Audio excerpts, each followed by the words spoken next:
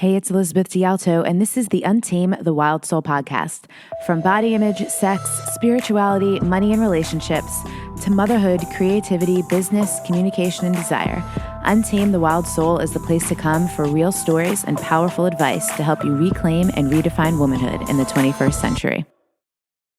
What's up, wild ones? Welcome to episode number 219 of the Untame the Wild Soul podcast. I am your host, Elizabeth D'Alto, and today's interview is a long time coming. Our guest is Tara Mohr, and she is all about playing big, which, of course, we love this topic here on the show. During our chat, we got into being of service, the ego versus the soul, how we play small and how we can play big instead, what playing big even means, and we spent some extra time specifically on playing big in motherhood. We talked about the difference between fear and intuition, which is a question I get asked a lot, and we wrapped up with creative expression and how to be discerning with our words so we don't kill things. You'll have to listen all the way through to hear what that means. If you're listening here in real time, it is Monday, December 18th of 2018, and we recently posted our event schedule for our Wild Soul Movement weekend workshops up on the website. You can check it out at wildsoulmovement.com/W as in wild, S as in soul, M as in movement workshops. I'm running several this year in Malibu in the Los Angeles area, and I'm also traveling finally to the Midwest. I'll be in Chicago. I'm coming to Canada. Haven't decided yet if it'll be Montreal or Toronto, and I'm also coming to Asheville, North Carolina, and New Egypt, New Jersey. So again, visit wildsoulmovement.com/WSM workshops as well to let you know if you sign up before December 31st, you will have a chance to save some money because the prices are going up in 2018. So check those out. I cannot wait to meet some of you in real life next year, and onto the show. Yes, Tara Mohr. We were just talking before we got online how this interview has been like almost 2 years in the making between back and forth. So you had another baby. So great to have you. I'm so happy to be here finally and get to have this conversation. Yeah. So first question for our women guests. What do you love about being a woman? Oh, that is such a great question. No one has ever asked me that before. What do I love about being a woman? The soul growth opportunity presented by living in a world that was not where your way of viewing the world is not the one in power. Yeah, well, that's a cool way of putting it. And I like that you call it a soul growth opportunity. I was actually cruising around on your Facebook page a little while before we connected here, and you wrote this post about confidence of the ego versus steadiness of the soul. And it's from back in July. I don't expect you to remember a post you wrote word for word. Especially because I'm a new mom. I'm like, that sounds interesting. What was that about? I haven't slept through the night since I wrote that, so remind me. Well, and you know what? I actually pulled it up because there were some cool pieces to that. And essentially you were just contrasting, like the confidence of the ego is all based on external validation. And the steadiness of the soul is fueled by purpose and the deep-seated desire to service.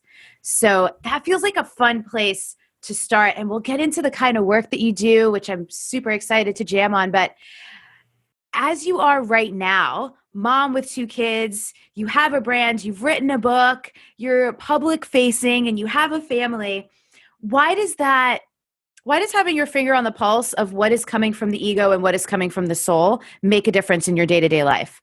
Another great question. This is going to be great questions. Thanks. Yeah. I think that we can all get caught up in the ego stuff, and it can be tricky. I like to set goals. I like to achieve a lot. So I like to see those outcomes. I like to feel like my voice is getting expressed in the world. And there's a thin line between that as my voice getting expressed and am I living to my highest potential, and is my ego's agenda about when certain kinds of success should happen and what kinds of success should happen, is that running the show? And so if I get caught up in that and in any kind of comparison or in any kind of external metrics, really, I like to go back to being of service, and that has saved me so many times. In fact, I always think about, I don't remember if I mentioned this in the post, but I was really fortunate early in my time blogging to get booked on the Today Show. And it was sort of like I had never done TV before. And then I thought I was going to ramp up slowly. And all of a sudden, it was like we're doing live TV in front of 3 million people with hosts who are going to interrupt you and possibly make fun of what you say. Right. Right. And like, go. And I totally got into my ego about it. Like, is this going to go well? Am I going to be embarrassed? What is my body going to look like next to their like TV anchor size 2 bodies and all this ego stuff? And so I was suffering a lot leading up to the interview. And then it was like, okay, I got reminded, go back to service. And then it was such a 180.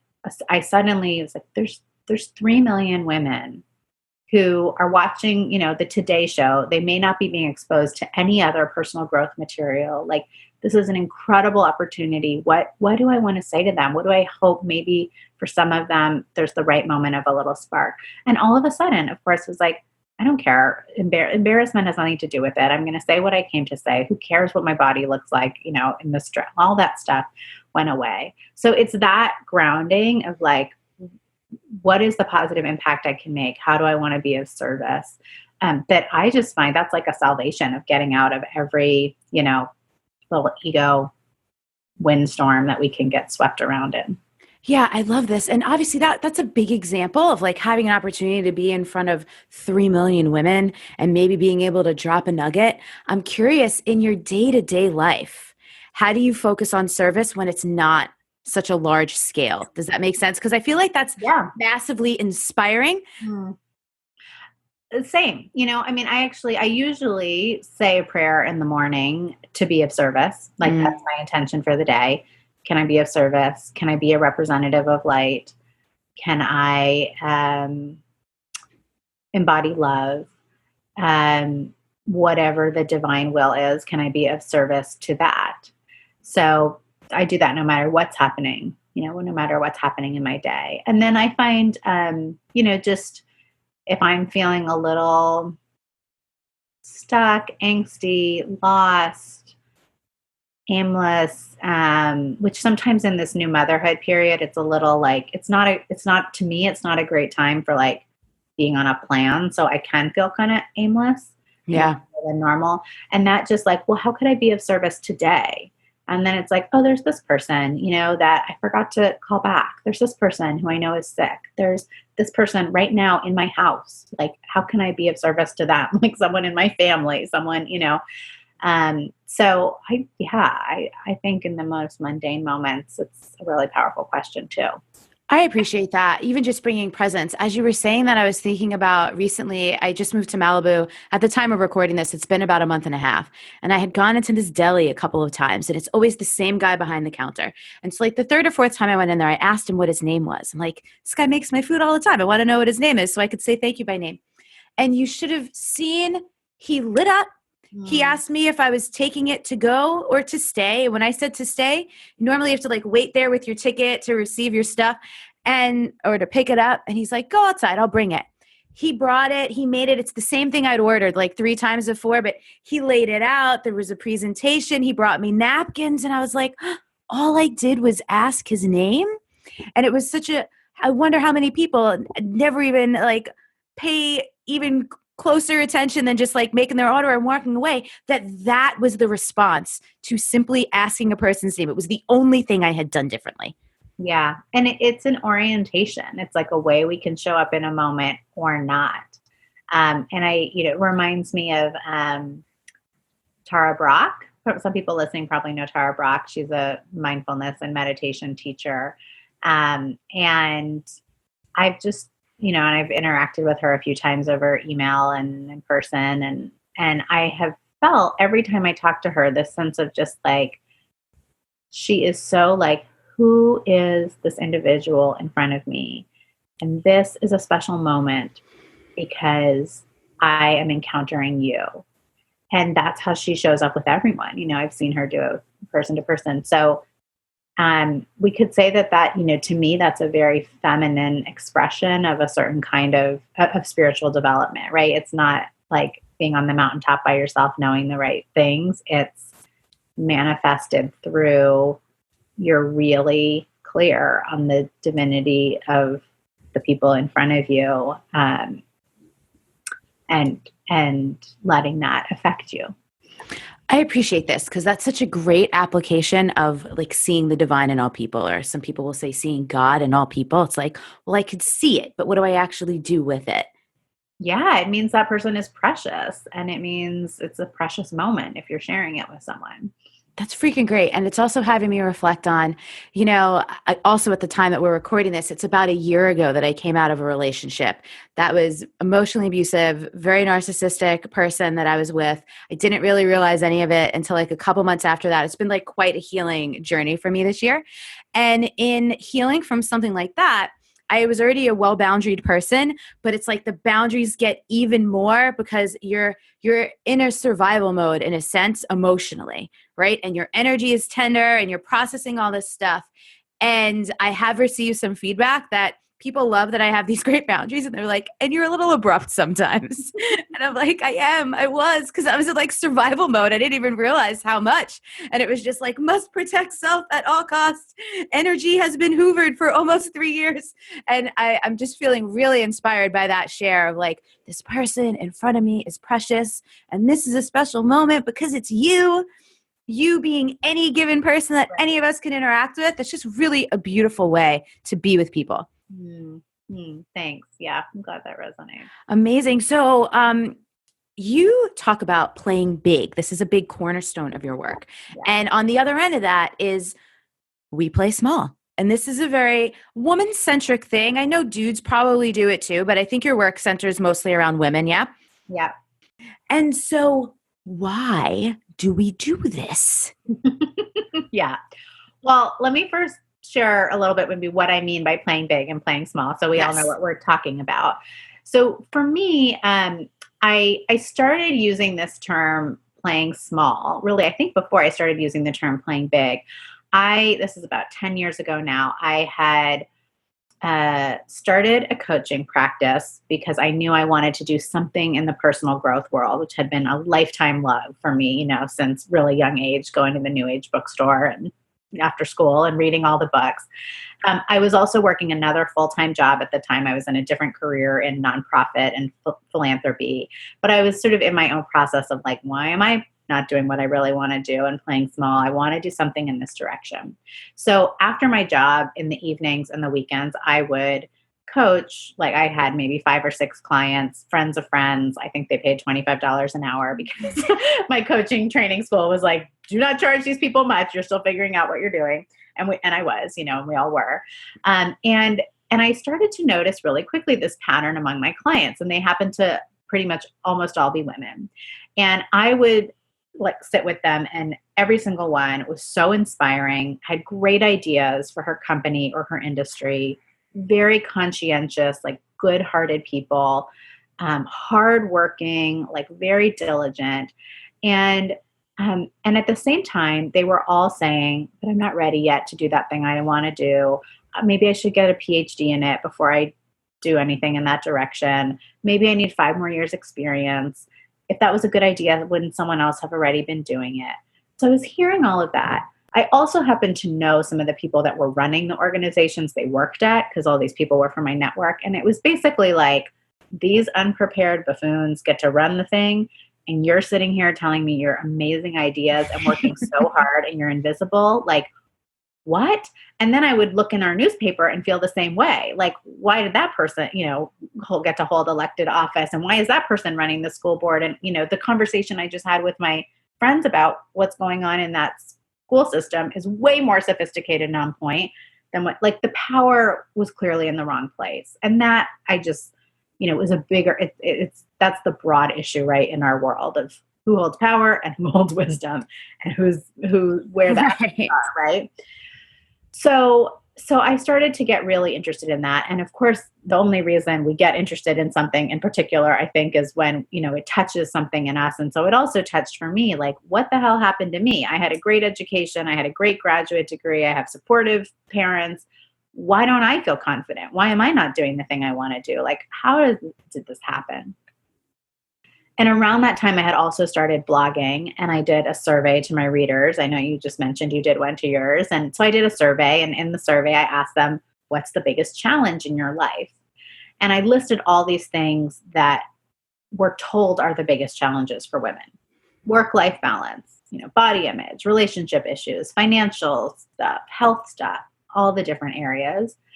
And then I looked at this list, and it was sort of like, there's nothing on here that is this thing that I'm seeing in my coaching clients. So I just kind of on a whim, added to the list, oh, I'm playing small as a challenge.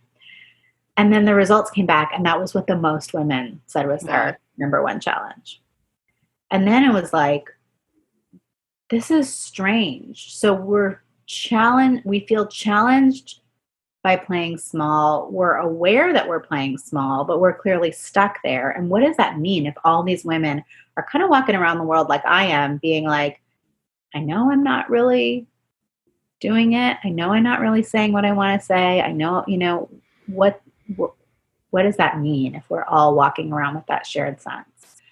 So that was really how that focus came about. And then I had this coaching practice, and it became clear, well, this person thinks they're coming for career transition, and this person thinks they're coming for accountability with their passion project. And this person, what we're really all grappling with is the same set of underlying issues around voice and confidence and power, and how to navigate a biased patriarchal world.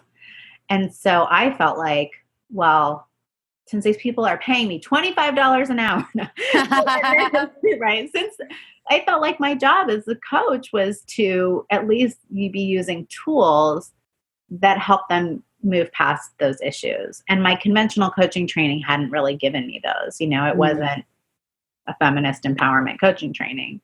And so I started to do a lot of experimentation and saw kind of what are the things that really across the board seem to help a pretty diverse group of clients, of women, get out of this cycle of playing small. And then that became the Playing Big course, and now the book, and lots of other things. This is cool. So I have such a selfish question. Yeah. Because my personal brand of playing small is what I call hiding in plain sight. Probably no one who listens to this podcast would think I play small. Right. And I think partially because it's interpreted by expressiveness. I'm loud, I'm animated, and that feels big. That reads as big, like I take up space, and I do. But when I really look back on some of the really, we'll call it covert ways that I play small, it has more to do with what I'm calling these days is holy consistency, right? How am I showing up behind the scenes, organizing myself, or following up with people in a timely manner, or being discerning ahead of time instead of needing to reschedule something later because I didn't really pause for long enough to check in. Does this make sense? Yeah. Yeah. So it sounds like for you, there's some playing small. It's not necessarily what you're doing or saying in your work, but kind of how you're moving through your life and self-sabotage or supporting yourself. Yeah, and we're currently deconstructing and reconstructing everything down to even looking at I have some amazing people on my team, and even in how I've trained them over the last few years, or really not trained them, It's sometimes you hit these junctures and you're like, what the hell have I been doing? But it looks like that's where the in plain sight part comes, right? Things have been humming in a lot of ways, but in a lot of ways they really haven't. Right. Yeah. Well, and so my definition of playing big is it's being more loyal to your dreams than to your fears.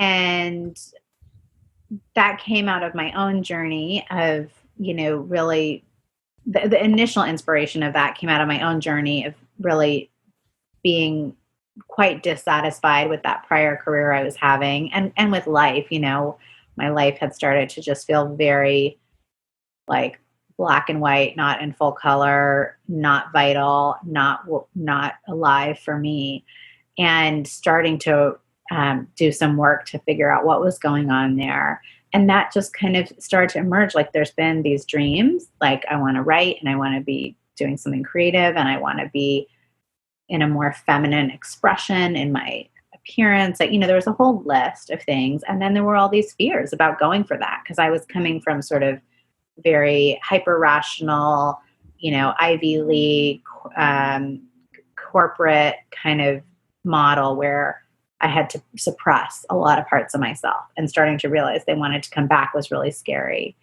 And it felt like, yeah, there are these dreams and there are these fears. And my loyalty for the past 10 years or so had been with the fears. And I needed to shift the loyalty. And then I started saying, in early speaking engagements, I would say, here's how I define playing big for myself. And I noticed when I would say that phrase, everyone was like, started looking for pens and, writing, and there was like writing. I thought, okay. And still to this day, people are always like, oh, that, I know what you mean by that. And that's interesting. So yeah, so that means that playing big, it's not diagnosable on the outside to anyone else. And what looks like playing big, like for you, if it's, very easy to be super expressive, people might think something's big, where you might even know sometimes that expressiveness is a defense mechanism and a hiding pattern or a protection against vulnerability, right? That could be a playing small for you in a particular moment for someone, right? So that's been really great to see over the years that like some women who take the course are like, I asked for the raise, that's my playing big. And other women are like, I stopped caring so much about my salary because like that's been, my bullshit playing small pattern is feeling like I always had to do the thing that got higher pay. And for the first time, I'm making the choice differently. So it's totally an inner game. Yeah, this is so cool. And so, yeah, my playing big right now is actually embracing my own role in my company and really hiring people, letting some things go, letting things get super organized, and working with the systems that we create instead of like being not all over the place. But, and it's funny too, because you mentioned a more feminine expression, and we talk a lot about feminine and masculine energy on the show. And I'm still in my efforts to be more intersectional in my languaging. I'm still searching for better terms because they're still binary, but ultimately people know we're talking about energy. We're not talking about gender, but, in my pursuit of being more integrated in my masculine and feminine over the last year, in many ways, I swung the pendulum so far feminine that I'm really having to come back. And it's all categorical in the area of my work. I mean, it drives people crazy sometimes where I'm like, I reserve the right to change my mind, but which is great. And it impacts others. Yeah. None of us are operating in a vacuum. Yeah. Yeah. Yeah. The dance of that integration and calibration. Yeah. So I'm really curious how we've talked a lot in terms of like a professional sense or achievement or accomplishment or service. How do you, I know you are a new mom to an 8-month-old and a 3.5-year-old. So being more loyal to your dreams and your fears, how do you lay that on motherhood? Yeah. Well, this kind of caught me by surprise because what I have heard people talk about the most and what I've read about the most, for the 20 years prior, sort of, being an adult woman thinking about having one day children and all of that, is, people talk about work-life balance. So sort of like, how am I going to play big and be a mom at the same time? I thought that was kind of the major issue. That's a thing. But what's actually been the core kind of interesting challenge for me is playing big in my motherhood, meaning having the courage to trust my intuition and live by my values there. And realizing that in the same way that, when a woman is in a corporate environment, and really when anyone is in a corporate environment, that, they're in an environment that was shaped by a patriarchal set of values, shaped by probably, if they're in the US, a kind of white male experience of the world. And so likely their perspective and experiences and feelings challenge that or feel out of sorts with this environment that they're in some way. So what I didn't quite realize is that the systems around maternal care and giving birth, the systems around education from preschool on, the pediatric world, like all of that, it's the same. It also wasn't shaped by women's voices. And when when it's a matter of your kids, it kind of like people pleasing is less of an option, than it used to be, because the stakes really matter. Like, this isn't just like, oh, am I, going to speak up in this conversation on behalf of myself? It's like, well, something might happen here that I feel like could really hurt my child and could harden them in the way we all get hardened by the world. But I don't want that to happen for my kid in the way that it just does in our culture. So it's been that, like what's my truth around what kind of school environment feels right? What's my truth around all the things that we take as conventional wisdom that everyone would give me as advice? And sometimes it's really scary to be like, conventional wisdom sound pretty wacko to me, people, and speak up for that and make choices, especially because you're in a social and communal environment with your kids. So, yeah, that's been the edge for me. I love that. So I recently, one of the things I talk about a lot is, learning to speak your body's unique language of the senses so that you can really know when you're a full yes, when you're a full no, when something's true for you or when it's not. It's about like resonance and dissonance, being able to be really discerning based on like your inner knowing, not the external world. And I had a woman in my mentorship recently had a baby.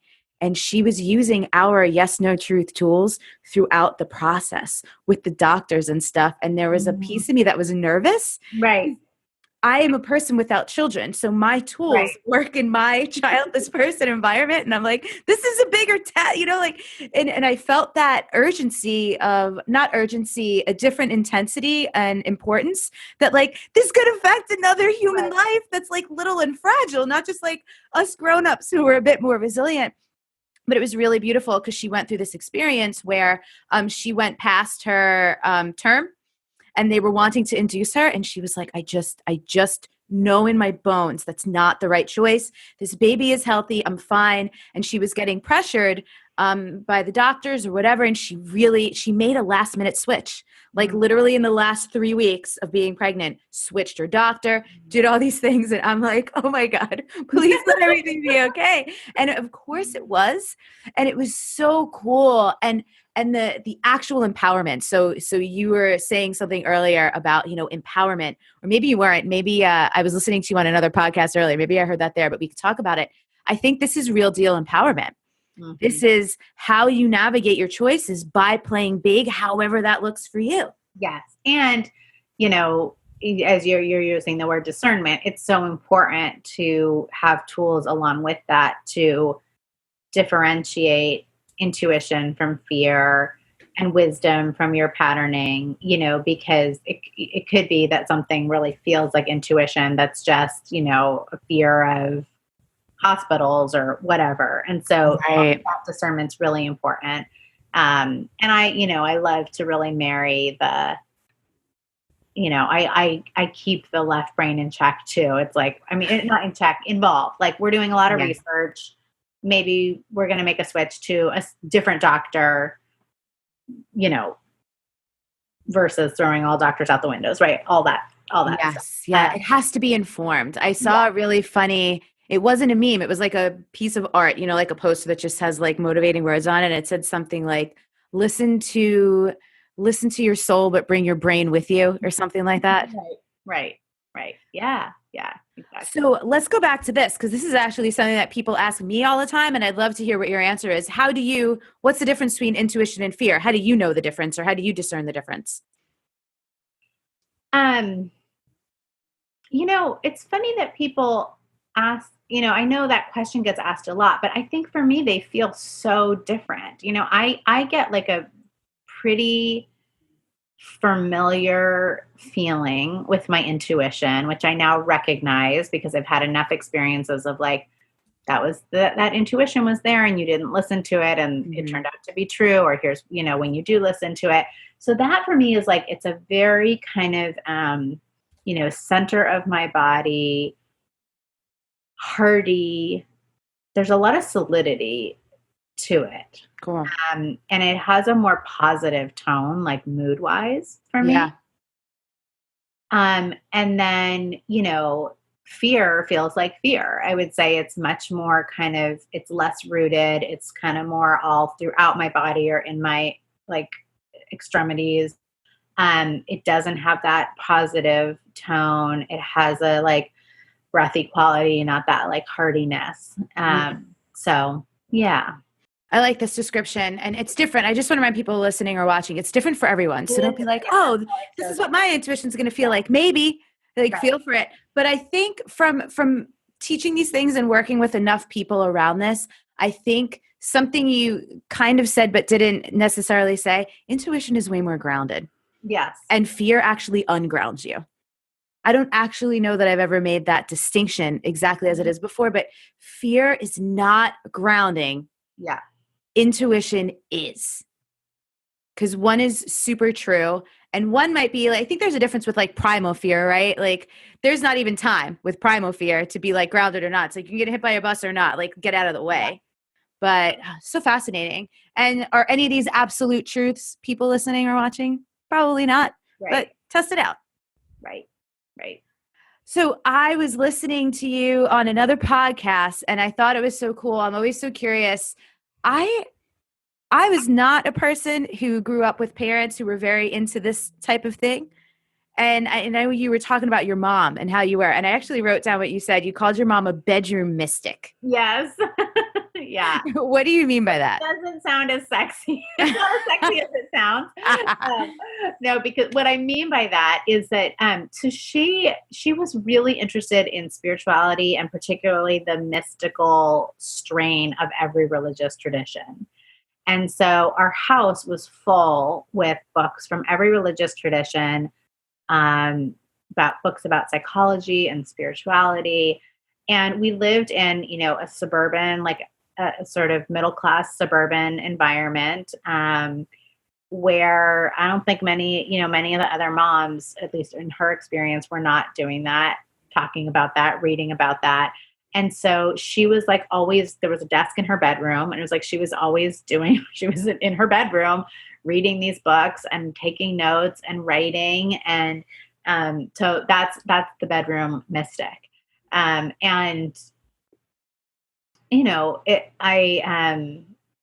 have a lot of respect for, she just stayed really true to that. And she cared a lot more about that than like fitting in with the mom social scene. Yeah.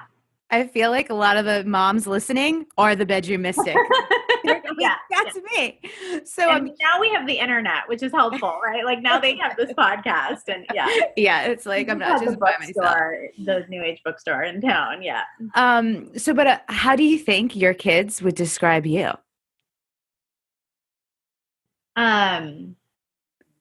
It's so funny. You're reminding me of when I was pregnant, my son was like, Mommy is very good at lying down. Cause I was sick all the time. And I was saying that Grandpa was really good at stories. And he was like, yeah, and Mommy's really good at lying down. I was like, that's so cute. Honey, I promise I will have to have some strength soon. I don't know how they would describe me. What I hope they would describe is like a soft place to land, in the world. Yeah. Yeah. I feel like that's my job.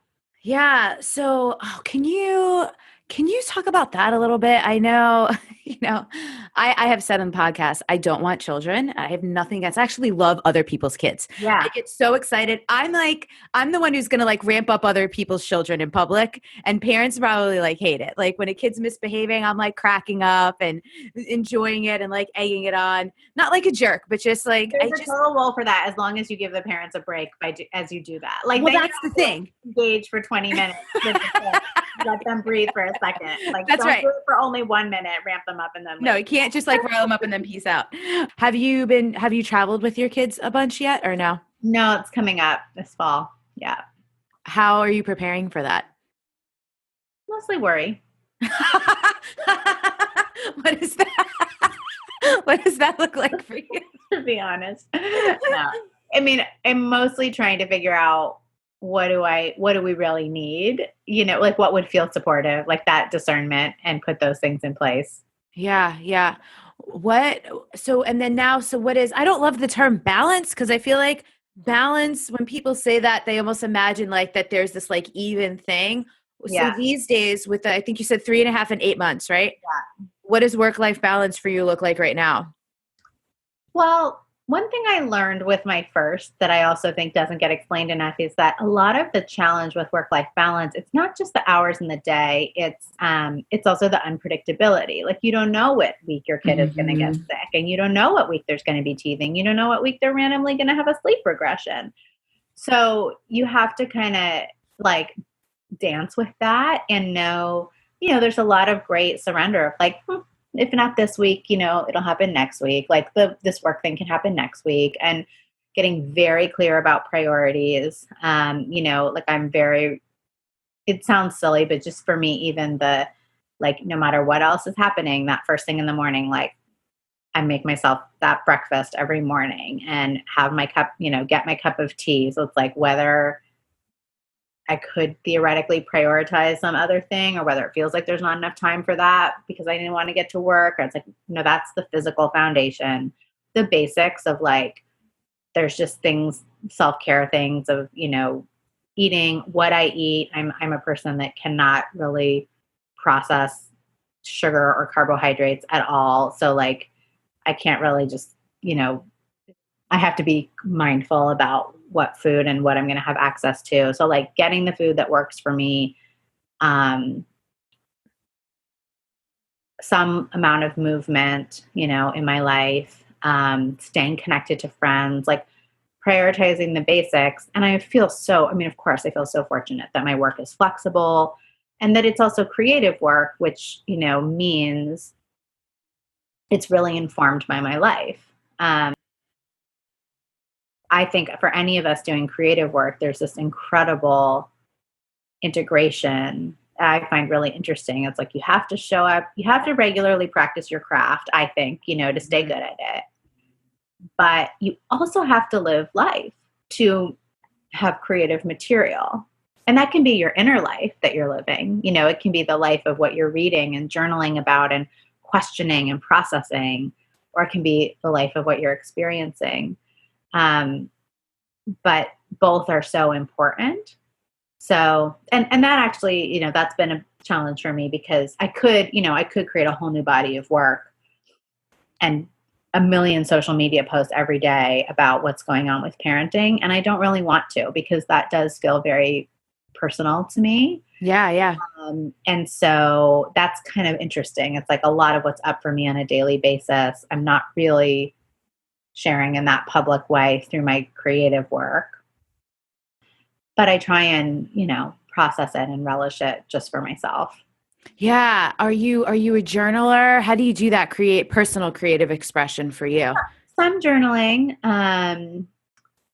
lots of talking. I've got my like little crew that is willing to listen to me and thinks my life is interesting. I'm so grateful for those friends that are like, yep, sure, Tara, we'll talk about this issue for the 17th time. And they show up as if it's the first time and the most exciting thing. So yeah, talking with friends that help me, get in touch, talking with my husband, sometimes dance, and sometimes, and sometimes writing, like if I can abstract from the situation, then I can write about it in a professional way. But I don't want to share a ton of stories. And I like this. It sounds like you're super discerning. And I think this is an important thing. Obviously, not everyone listening to the podcast, this is not a business podcast. So there's some people listening who have a platform or who just have a blog and they do it for fun.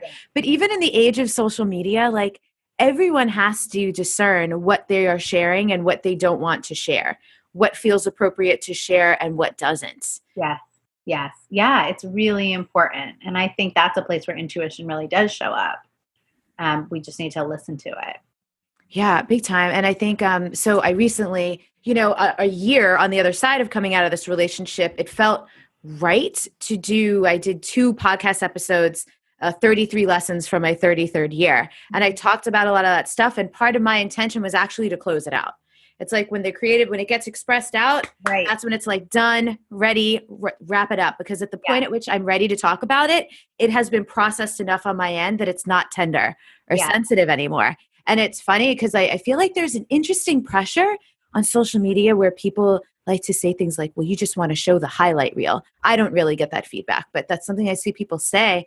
But I also think it's like really inappropriate to have any kind of expectation on anyone that they should be sharing in real time what is the most sensitive and tough stuff for them in the moment. Right. Yeah.